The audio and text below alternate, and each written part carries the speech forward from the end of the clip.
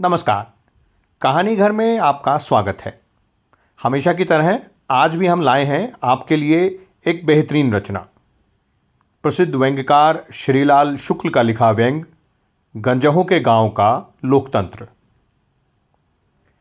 तहसील का मुख्यालय होने के बावजूद शिवपालगंज इतना बड़ा गांव न था कि उसे टाउन एरिया होने का हक मिलता।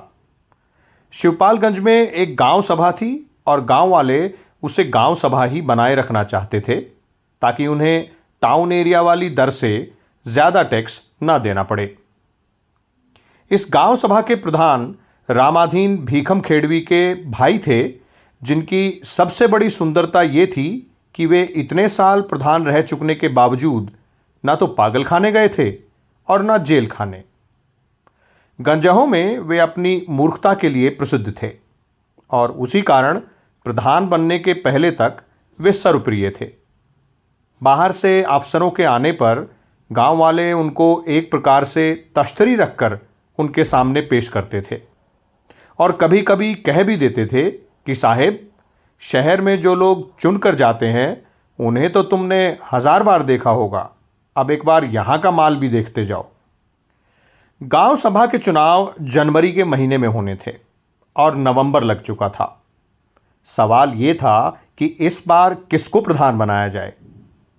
पिछले चुनाव में वैद्य जी ने कोई दिलचस्पी नहीं ली, क्योंकि गांव सभा के काम को वे निहायत जलील काम मानते थे और वो एक तरह से जलील था भी, क्योंकि गांव सभाओं के अफसर बड़े टटपुंजिया किस्म के अफसर थे। न उनके पास पुलिस का डंडा था, न तहसीलदार का रुतबा, और उनसे रोज़ रोज़ अपने काम का मुआयना करने में आदमी की इज्जत गिर जाती थी। प्रधान को गांव सभा की जमीन जायदाद के लिए मुकदमे करने पड़ते थे और शहर के इल्जास में वकीलों और हाकिमों का उनके साथ वैसा भी सलूक न था जो एक चोर का दूसरे चोर के साथ होता है। मुकदमेबाजी में दुनिया भर की दुश्मनी लेनी पड़ती थी और मुसीबत के वक्त पुलिस वाले सिर्फ मुस्कुरा देते थे। उन्हें मोटे अक्षरों में प्रधान जी कहकर थाने के बाहर का भूगोल समझाने लगते थे।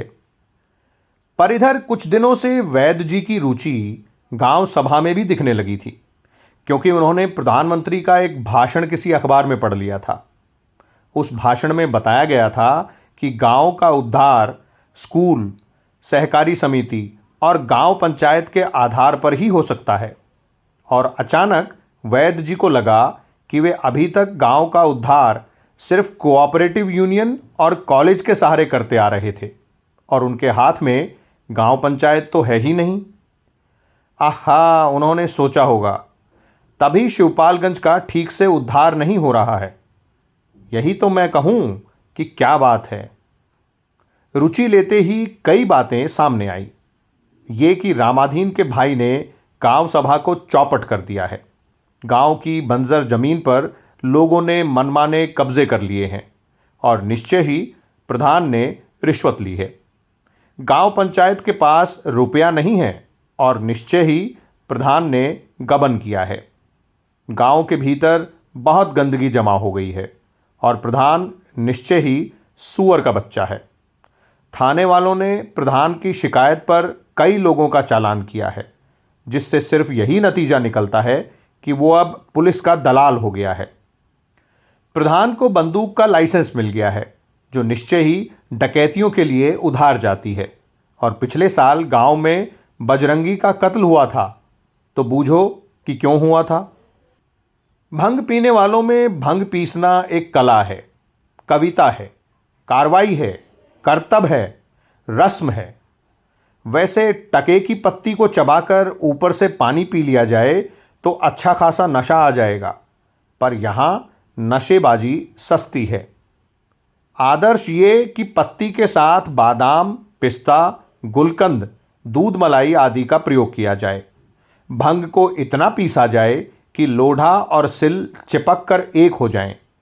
पीने के पहले शंकर भगवान की तारीफ में छंद सुनाए जाएं और पूरी कार्रवाई को व्यक्तिगत न बनाकर उसे सामूहिक रूप दिया जाए। सनीचर का काम वैद्य जी की बैठक में भंग के इसी सामाजिक पहलू को उभारना था। इस समय भी वो रोज की तरह भंग पीस रहा था। उसे किसी ने पुकारा, सनीचर। सनीचर ने फुफकार कर फन जैसा सिर ऊपर उठाया। वैद्य जी ने कहा, भंग का काम किसी और को दे दो और यहां अंदर आ जाओ। जैसे कोई उसे मिनिस्ट्री से इस्तीफा देने को कह रहा हो। वो भुनभुनाने लगा, किसे दे दें? कोई है इस काम को करने वाला? आजकल के लौंडे क्या जाने इन बातों को, हल्दी मिर्च जैसा पीस कर रख देंगे। पर उसने किया यही कि सिल लोढ़े का चार्ज एक नौजवान को दे दिया। हाथ धोकर अपने अंडरवियर के पीछे पहुंच लिए और वैद्य जी के पास आकर खड़ा हो गया। तखत पर वैद्य जी, रंगनाथ, बदरी पहलवान और प्रिंसिपल साहब बैठे थे। प्रिंसिपल एक कोने में खिसक कर बोले, बैठ जाइए सनीचर जी। इस बात ने सनीचर को चौकन्ना कर दिया। परिणाम यह हुआ कि उसने टूटे हुए दांत बाहर निकालकर छाती के बाल खुजलाने शुरू कर दिए। वो बेवकूफ़ सा दिखने लगा, क्योंकि वो जानता था चालाकी के हमले का मुकाबला किस तरह किया जाता है, और बोला, अरे प्रिंसिपल साहब, अब अपने बराबर बैठाल कर मुझे नरक में न डालिए। बदरी पहलवान हंसे, बोले, साले गंजहापन झाड़ते हो, प्रिंसिपल साहब के साथ बैठने से नरक में चले जाओगे। फिर आवाज बदल कर बोले, बैठ जाओ उधर। वैद्य जी ने शाश्वत सत्य कहने वाली शैली में कहा, इस तरह से ना बोलो बदरी, मंगलदास जी क्या होने जा रहे हैं इसका तुम्हें कुछ पता भी है? सनीचर ने बरसों बाद अपना सही नाम सुना था। वो बैठ गया और बड़प्पन के साथ बोला, अब पहलवान को ज़्यादा जलील न करो महाराज, अभी इनकी उम्र ही क्या है, वक्त पर सब समझ जाएंगे। वैद्य जी ने कहा, तो प्रिंसिपल साहब कह डालो जो कहना है। उन्होंने अवधि में कहना शुरू किया, कहे कि कौनी बात है, आप लोग सब जानते ही। फिर अपने को खड़ी बोली की सूली पर चढ़ाकर बोले, गांव सभा का चुनाव हो रहा है। यहाँ का प्रधान बड़ा आदमी होता है, वो कॉलेज कमेटी का मेंबर भी होता है, एक तरह से मेरा भी अफसर। वैद्य जी ने अकस्मात कहा, सुनो मंगलदास, इस बार हम लोग गांव सभा का प्रधान तुम्हें बनाएंगे। सनीचर का चेहरा टेढ़ा मेढ़ा होने लगा। उसने हाथ जोड़ दिए। पुलक गात लोचन सलील, किसी गुप्त रोग से पीड़ित उपेक्षित कार्यकर्ता के पास किसी मेडिकल एसोसिएशन का चेयरमैन बनने का परवान आ जाए तो उसकी क्या हालत होगी। वही सनीचर की हुई। फिर अपने को काबू में करके उसने कहा, अरे नहीं महाराज, मुझ जैसे नालायक को आपने इस लायक समझा, इतना ही बहुत है, पर मैं इस इज्जत के काबिल नहीं हूं। सनीचर को अचंबा हुआ कि अचानक वो कितनी बढ़िया उर्दू छांट गया। पर बदरी पहलवान ने कहा, अबे अभी से मत बहक, ऐसी बातें तो लोग प्रधान बनने के बाद कहते हैं, इन्हें तब तक के लिए बांधे रख। इतनी देर बाद रंगनाथ बातचीत में बैठा। सनीचर का कंधा थपथपाकर उसने कहा, लायक नालायक की बात नहीं है सनीचर, हम मानते हैं कि तुम नालायक हो, पर उससे क्या? प्रधान तुम खुद थोड़े ही बन रहे हो, वो तो तुम्हें जनता बना रही है। जनता जो चाहेगी करेगी, तुम कौन हो बोलने वाले? पहलवान ने कहा, लौंडे तुम्हें दिन रात बेवकूफ़ बनाते रहते हैं, तब तुम क्या करते हो? यही ना कि चुपचाप बेवकूफ़ बन जाते हो। प्रिंसिपल साहब ने पढ़े लिखे आदमी की तरह समझाते हुए कहा, हाँ भाई, प्रजातंत्र है, इसमें तो सब जगह इसी तरह होता है। सनीचर को जोश दिलाते हुए वे बोले, शाबाश सनीचर, हो जाओ तैयार। ये कहकर उन्होंने चढ़ जा बेटा सूली पर वाले अंदाज से सनीचर की ओर देखा। उसका सिर हिलना बंद हो गया था। प्रिंसिपल ने आखिरी धक्का दिया, प्रधान कोई गबड़ू खुसड़ू ही हो सकता है, भारी ओहदा है, पूरे गांव की जायदाद का मालिक, चाहे तो सारे गांव को 107 में चालान करके बंद कर दे। बड़े बड़े अफसर आकर उसके दरवाजे बैठते हैं, जिसकी चुगली खा दे उसका बैठना मुश्किल। कागज पर जरा सी मोहर मार दी और जब चाहा मनमाना तेल शक्कर निकाल लिया। गांव में उसके हुक्म के बिना कोई अपने घूरे पर कूड़ा तक नहीं डाल सकता। सब उससे सलाह लेकर चलते हैं, सबकी कुंजी उसके पास है, हर लावारिस का वही वारिस है, क्या समझे? रंगनाथ को ये बातें आदर्शवाद से कुछ गिरी हुई जान पड़ रही थी। उसने कहा, तुम तो मास्टर साहब प्रधान को पूरा डाकू बनाए दे रहे हो। हे कहकर प्रिंसिपल ने ऐसा प्रकट किया जैसे वे जानबूझकर ऐसी मूर्खतापूर्ण बातें कर रहे हों। ये उनका ढंग था जिसके द्वारा बेवकूफ़ी करते करते वे अपने श्रोताओं को ये भी जता देते थे कि मैं अपनी बेवकूफ़ी से परिचित हूं और इसलिए बेवकूफ़ नहीं हूं।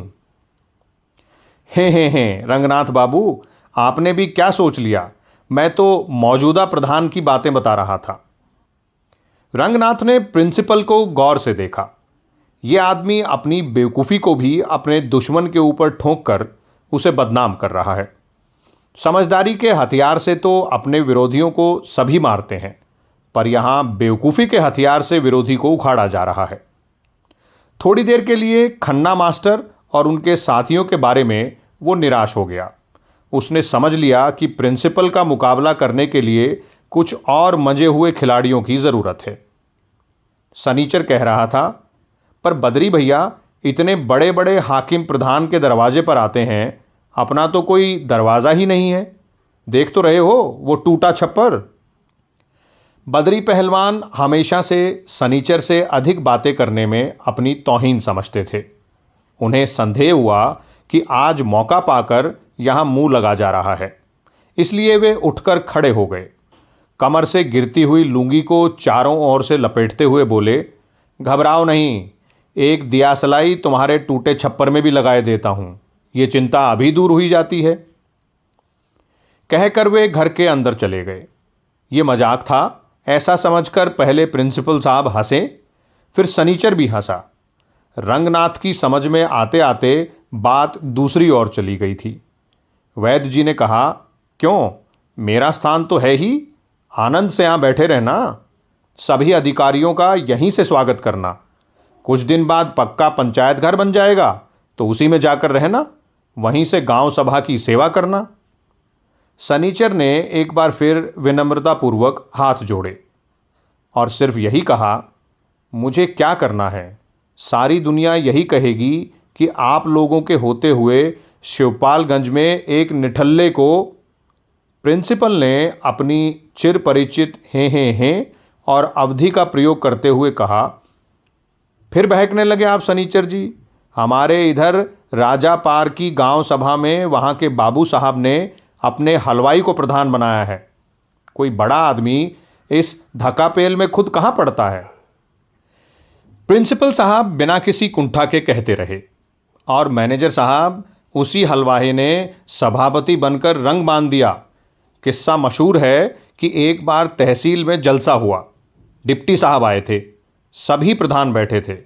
उन्हें फर्श पर दरी बिछाकर बिठाया गया था। डिप्टी साहब कुर्सी पर बैठे थे। तभी हलवाई राम ने कहा कि ये कहाँ का न्याय है कि हमें बुलाकर फर्श पर बैठाया जाए और डिप्टी साहब कुर्सी पर बैठें। डिप्टी साहब भी नए लौंडे थे, ऐंठ गए। फिर तो दोनों तरफ इज्जत का मामला पड़ गया। प्रधान लोग हलवाई राम के साथ हो गए। इंकलाब जिंदाबाद के नारे लगने लगे। डिप्टी साहब वहीं कुर्सी दबाए शांति शांति चिल्लाते रहे, पर कहाँ की शांति और कहाँ की शकुंतला। प्रधानों ने सभा में बैठने से इनकार कर दिया और राजापुर का हलवाहा तहसीली क्षेत्र का नेता बन बैठा। दूसरे ही दिन 3 पार्टियों ने अर्जी भेजी कि हमारे मेंबर बन जाओ, पर बाबू साहब ने मना कर दिया कि खबरदार, अभी कुछ नहीं, हम जब जिस पार्टी को बताएं उसी के मेंबर बन जाना। सनीचर के कानों में इंकलाब जिंदाबाद के नारे लग रहे थे। उसकी कल्पना में एक नंग धड़ंग अंडरवियरधारी आदमी के पीछे 100-200 आदमी बाहें उठा उठाकर चीख रहे थे। वैद्य जी बोले, ये अशिष्टता थी, मैं प्रधान होता तो उठकर चला जाता। फिर 2 मास बाद अपनी गांव सभा में उत्सव करता, डिप्टी साहब को भी आमंत्रित करता, उन्हें फर्श पर बैठाल देता। उसके बाद स्वयं कुर्सी पर बैठकर व्याख्यान देते हुए कहता कि बंधुओं, मुझे कुर्सी पर बैठने में स्वाभाविक कष्ट है, पर अतिथि सत्कार का ये नियम डिप्टी साहब ने अमुक तिथि को हमें तहसील में बुलाकर सिखाया था। अतः उनकी शिक्षा के आधार पर मुझे इस असुविधा को स्वीकार करना पड़ा है।